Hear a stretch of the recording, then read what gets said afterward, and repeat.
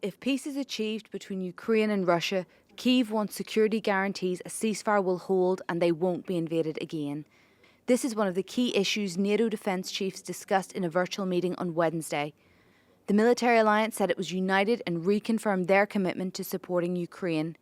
While no details were provided on exactly what security guarantees could be put in place, President Volodymyr Zelensky's chief of staff said they were already forming a plan.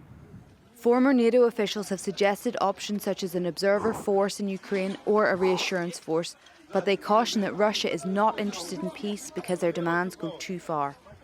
Well, Russia is trying to not have a peace agreement, but to have a sort of surrender on the part of Ukraine, because the conditions that it has put on the table, even before starting the aggression, but also more recently, are simply unacceptable. That would imply a net loss of territory. That would imply a sort of demilitarization of Ukraine. But Moscow hit back at recent efforts, saying Russia needs to be at the table in any security negotiations. Russia does not exaggerate its interests, but we will ensure our legitimate interests firmly and harshly.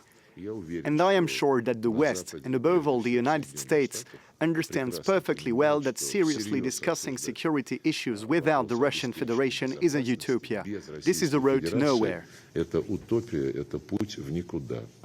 Kremlin suggested security guarantees could be modelled on a draft accord in 2022 in the early days of the war.